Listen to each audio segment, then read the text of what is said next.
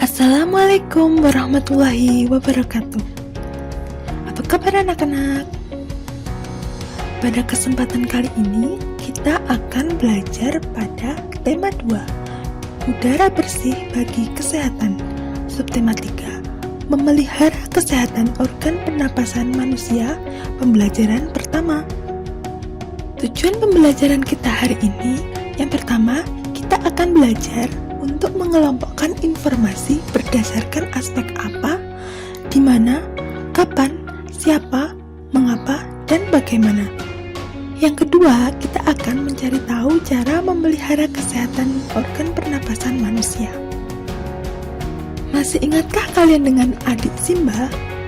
Adik Simba terdiri dari apa, di mana, kapan, siapa, mengapa, dan bagaimana. Kata-kata tersebut digunakan untuk menggali suatu informasi ketika kita bertanya. Nah, sekarang bacalah teks berikut ini dengan cermat. Selanjutnya, kita akan mengelompokkan informasi berdasarkan aspek apa, di mana, kapan, siapa, mengapa, dan bagaimana. Pada paragraf tersebut, aspek apa terdapat pada kalimat pertama dan terakhir. Aspek di mana dan bagaimana terdapat pada kalimat ketiga. Kemudian, aspek mengapa terdapat pada kalimat keempat. Dan aspek siapa terdapat pada kalimat kedua. Nah, tugas kalian yang pertama adalah mengerjakan LKPD 1, yaitu mengelompokkan informasi pada teks bacaan risiko kesehatan dari semburan gunung meletus ke dalam aspek informasi apa, siapa, di mana, kapan, mengapa, dan bagaimana. Selanjutnya, seperti bacaan yang telah kita baca sebelumnya, kabut asap akibat kebakaran hutan mengandung zat yang berbahaya. Zat berbahaya ini dapat menyebabkan gangguan pernapasan. Nah, berikut ini adalah contoh dari gangguan pernapasan. Yang pertama adalah rinitis. Rinitis merupakan peradangan di dalam rongga hidung. Rinitis dapat dibedakan berdasarkan penyebabnya menjadi dua, yaitu rinitis alergi dan rinitis non-alergi.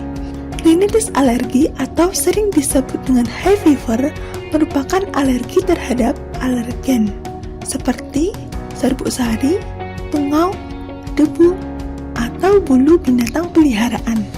Sedangkan rinitis non-alergi dapat disebabkan oleh bau tertentu di udara, perubahan cuaca, beberapa obat, atau makanan tertentu, dan kondisi kesehatan seseorang yang telah kronis.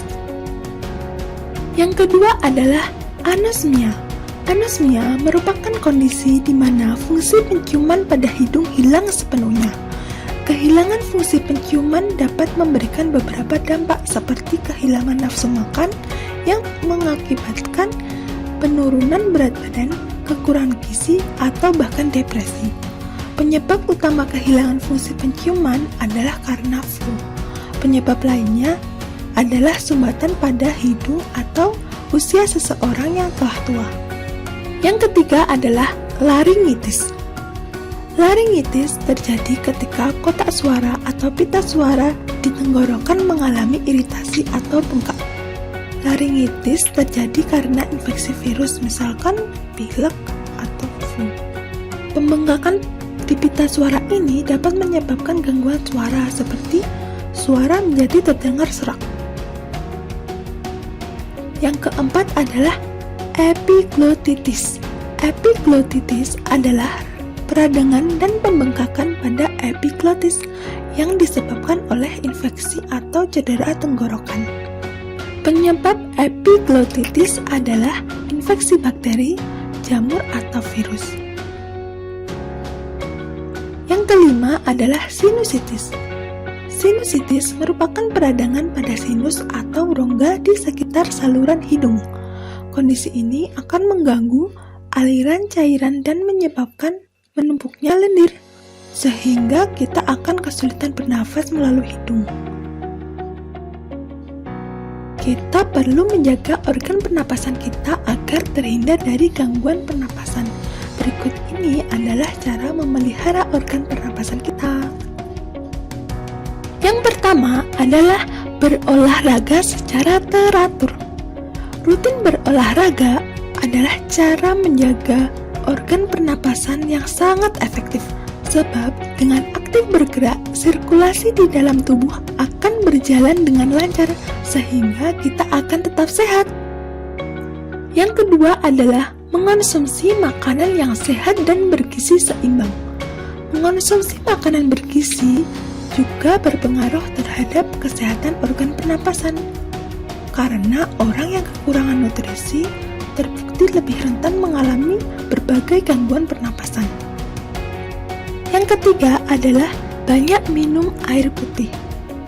Banyak minum air putih adalah salah satu cara menjaga organ pernapasan paling sederhana. Dengan banyak minum air putih, mukus atau lendir yang tadinya menumpuk di saluran pernapasan akan mudah larut, sehingga tidak menyumbat maupun menimbulkan gejala gangguan pernapasan. Cara menjaga organ pernapasan yang keempat adalah istirahat dengan teratur. Ketika kita beristirahat, tubuh akan memperbaiki diri, melakukan regenerasi sel, dan meredakan peradangan yang terjadi di dalam tubuh akibat aktivitas kita sehari-hari. Dengan begitu, kondisi tubuh akan tetap menjadi sehat. Yang kelima adalah mengenakan masker saat beraktivitas di luar rumah. Lingkungan di luar rumah sangat rentan dengan adanya polusi. Dengan menggunakan masker ketika beraktivitas di luar rumah dapat mengurangi risiko kita untuk terpapar polusi udara. Yang keenam adalah rajin mencuci tangan. Kebiasaan rajin mencuci tangan akan membantu kita menghalau berbagai virus, bakteri, maupun kotoran yang menimbulkan penyakit. Nah, kalau cuci tangan jangan lupa pakai sabun ya. Yang ketujuh adalah tidak merokok. Kebiasaan yang paling banyak menyebabkan kerusakan organ pernapasan adalah merokok. Jadi, salah satu cara untuk menjaga organ pernapasan yang paling efektif adalah dengan tidak merokok. Yang kedelapan adalah menjadikan rumah sebagai area yang asri. Memelihara banyak tanaman di rumah akan membuat udara di area tempat tinggal menjadi lebih segar. Tanaman akan membantu meningkatkan produksi oksigen di udara dan menyaring polusi dan racun yang terdapat di sekitar kita. Selanjutnya, yang kesembilan adalah memeriksakan kesehatan pribadi secara berkala. Cara ini jarang sekali dilakukan oleh orang-orang, tapi pemeriksaan kesehatan secara berkala bisa membantu kita untuk mendeteksi berbagai penyakit pernapasan.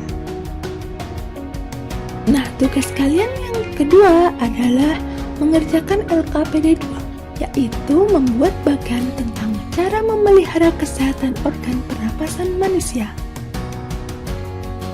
Sekian pembelajaran kita hari ini. Semoga bermanfaat. Wassalamualaikum warahmatullahi wabarakatuh.